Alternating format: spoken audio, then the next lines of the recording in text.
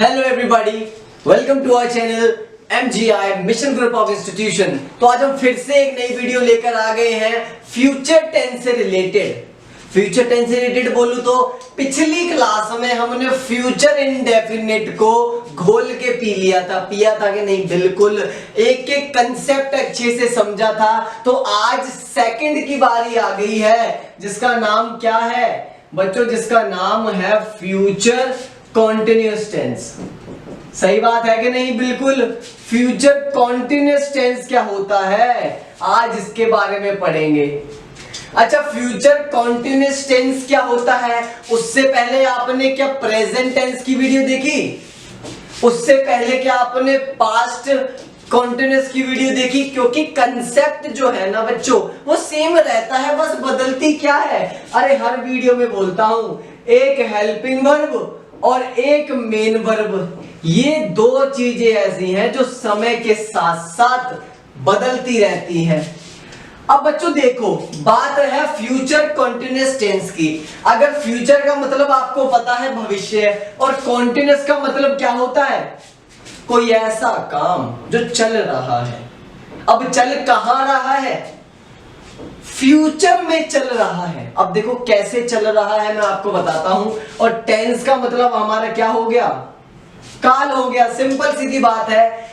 ये सेंटेंस और ये टेंस एक ऐसी चीज है जो हम डेली लाइफ में तो बहुत कम यूज करते हैं, लेकिन as a written, as a writing skills, grammar portion बहुत स्ट्रांग है। आपके एग्जाम में, आपके कॉम्पिटिटिव एग्जाम में बहुत मदद करने वाला है। आ जाओ, तो एक छोटी सी लाइन लिख के, to describe an action which progress in future। मैं डेफिनेशन लिखवाता हूं छोटी सी, जिससे आप समझ सको। लिखवाने को तो बोर्ड पर दूंगा, समझ ना आए तो फायदा क्या? टू डिस्क्राइब एन एक्शन, ऐसा कोई एक्शन, ऐसा कोई कार्य है जो प्रोग्रेस है कहां पे? फ्यूचर में। मतलब फ्यूचर में भी अभी चल रहा है। देखो ऐसे ऐसे चल रहा है। अब इसको नाम दे दिया, क्या नाम दे दिया? Future continuous. कैसे नाम दे दिया? अब देखना एग्जाम्पल कौन सा लूंगा जो आपका कॉन्सेप्ट क्लियर करे एक बार में, इसको समझाने के लिए। देखना एग्जाम्पल ले लिया कि राहुल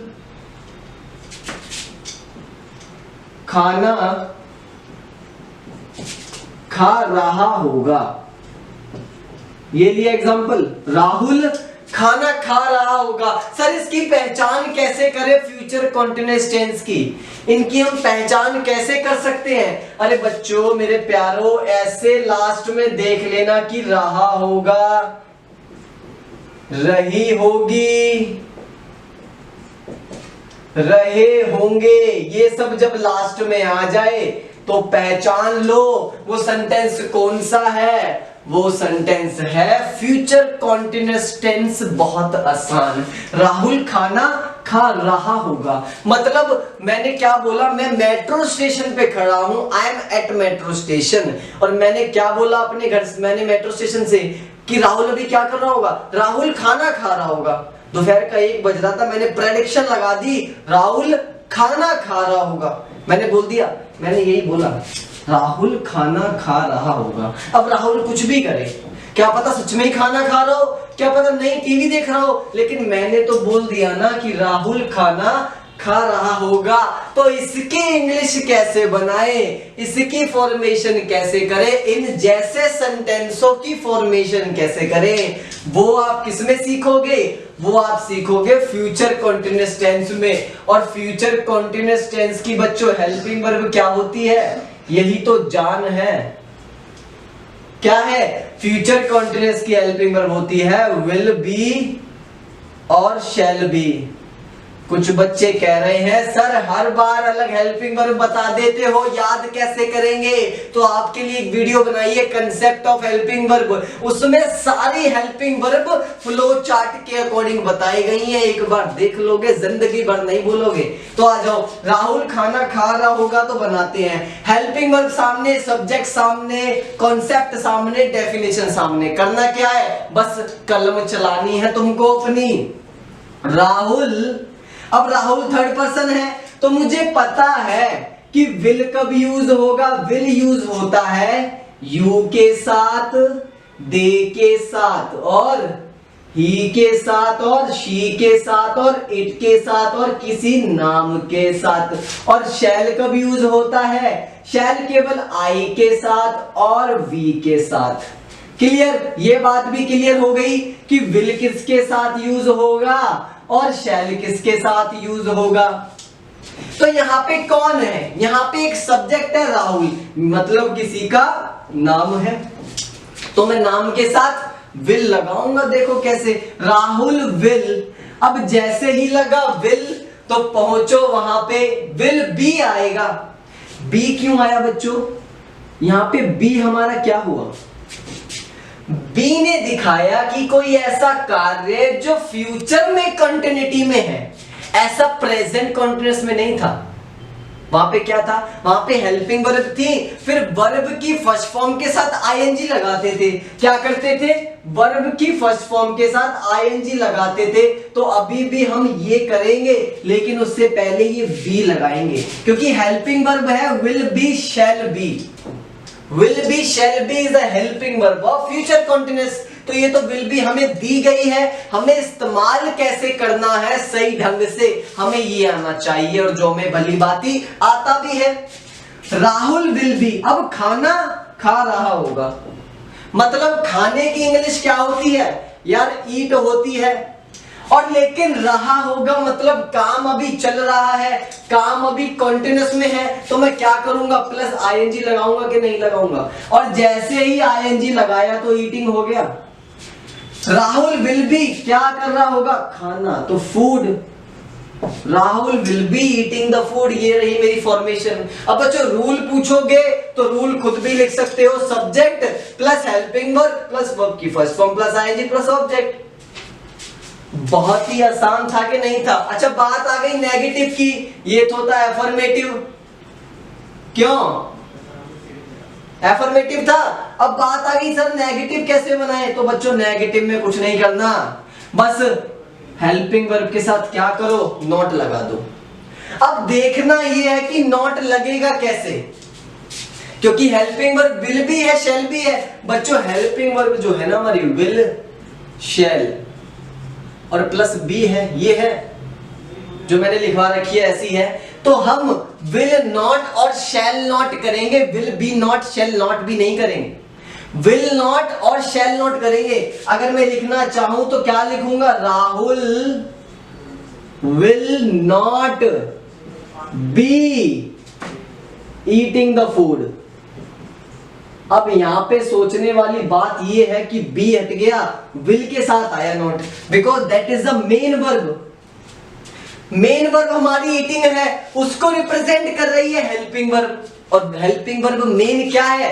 विल है, और विल के साथ ही नॉट लगेगा, उसके बाद बी आएगा। विल बी नॉट नहीं होगा, शैल बी नॉट नहीं होगा, विल नॉट बी होगा, शैल नॉट बी होगा। ध्यान रखना, नेगेटिव वाले केस में विल अगर नेगेटिव बनाना है तो विल नॉट भी होगा, और अगर शैल यूज करोगे तो शैल नॉट भी होगा।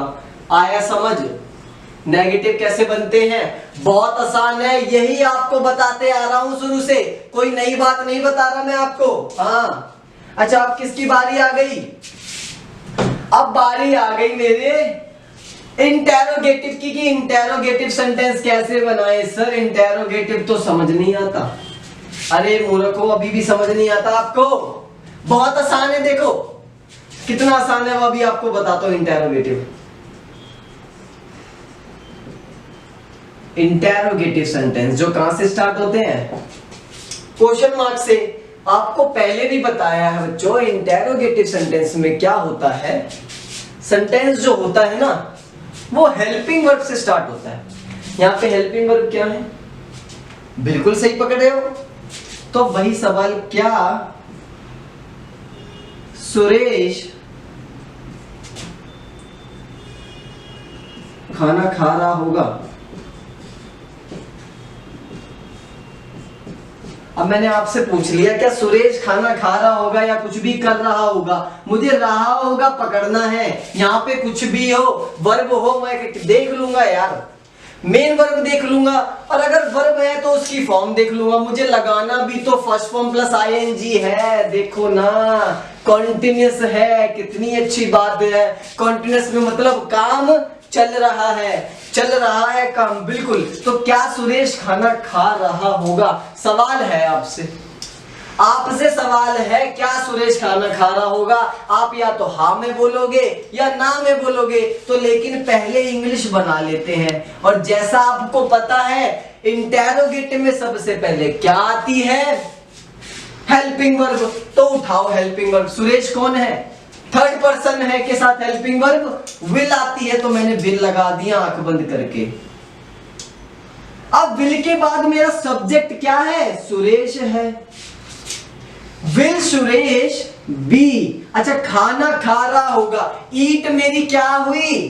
First form. लेकिन बात किसकी? कॉन्टिन्यूअस की, तो फर्स्ट फॉर्म के साथ आईएनजी लगाना तो पड़ेगा, जैसे मैंने लगा दिया।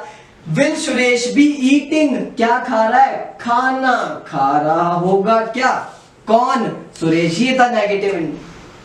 इंटेरोगेटिव सेंटेंस में हमें कुछ नहीं करना होता, बस हेल्पिंग वर्ब देखनी है सब्जेक्ट के हिसाब से। और जो बी है ना, जो मैंने आपको भी बताया है, वो आपके सब्जेक्ट के राइट हैंड साइड में आ जाएगा। अब सब्जेक्ट आई हो, बी हो, शी हो, इट हो, कुछ भी हो।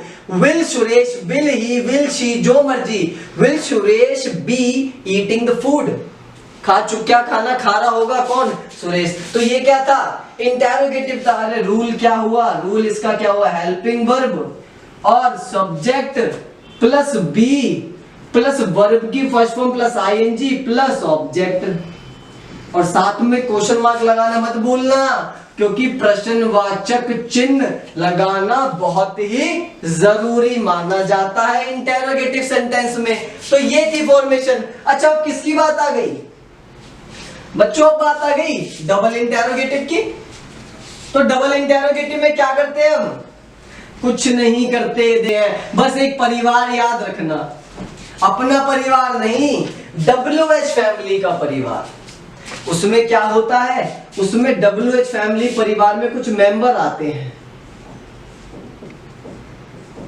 इसमें कुछ मेंबर आते हैं। कौन? हु हो गया, व्हेन हो गया, व्हाट हो गया, व्हाई हो गया, विच हो गया, वूम हो गया, whose हो गया। इस तरह की कुछ परिवार के सदस्य हैं जो किसमें आते हैं? WH फैमिली में आते हैं। और जब ये डबल इंटेरोगेटिव में आते हैं तो सबसे पहले प्रायोरिटी दी जाती है इनको। कैसे?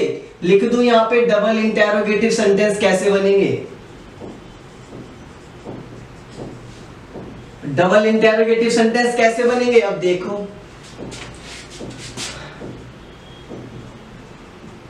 रमेश क्या कर रहा होगा? Question mark. कितना इजी सेंटेंस लिया। आपको कंसेप्ट समझाने के लिए मैं मुश्किल नहीं लेता, मुश्किल आप खुद बना लोगे अगर एक बार कंसेप्ट समझ आ गया। रमेश क्या कर रहा होगा? रमेश घर पर है, क्या कर रहा होगा? आप सोच सकते हो रमेश क्या कर रहा होगा, हमें क्या पता, हम अंतर्यामी थोड़ी ना है। अरे मान लिया फ्यूचर टेंस की बात कर रहे हैं, भविष्य की बात कर रहे हैं, लेकिन प्रेडिक्शन कर सकते हैं, ये थोड़ी ना बता दे देंगे कि वो क्या कर रहा है, वो क्या कर रहा है। लेकिन यहाँ पे सवाल क्या है? रमेश क्या कर रहा होगा? रमेश क्या कर रहा होगा? आपको क्या लगता है? कुछ भी कर रहा हो। देखो क्या, क्या की इंग्लिश होती है? वट। वट लगा दिया। अब जैसे ही वट लगाया ये फॉर्मेशन रह गई सिंगल इंटेरोगेटिव। एकदम सही पकड़े हो, एकदम सही, that is a very correct, ये सही है। देखो वट, अब देखना रमेश है, रमेश है third person, helping verb will.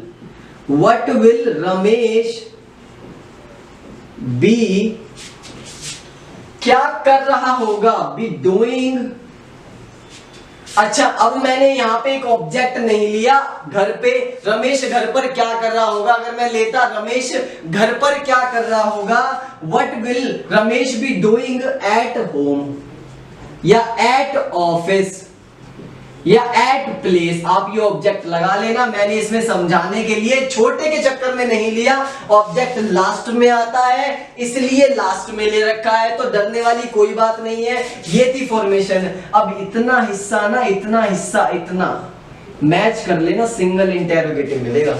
बस आगे क्या लगता है, एक WH फैमिली का परिवार सदस्य है और क्या डबल इंटेरोगेटिव सेंटेंस है। आसान, बहुत ही ज्यादा आसान है, कुछ भी मुश्किल नहीं है। ये कॉन्टिन्यूअस था। फ्यूचर कॉन्टिन्यूअस समझने से पहले कॉन्टिन्यूअस को समझा करो। Present indefinite, past indefinite, future indefinite को समझने से पहले इंडेफिनिट यानी वर्ग की पहचान करो। कहने का मतलब है इंडेफिनिट, कॉन्टिन्यूअस, परफेक्ट और परफेक्ट कॉन्टिन्यूअस अगर समझ आ गया, आगे प्रेजेंट लगाओ, पास्ट लगाओ, फ्यूचर लगाओ, कुछ फर्क नहीं पड़ता, कंसेप्ट क्लियर रहता है। समझ आया?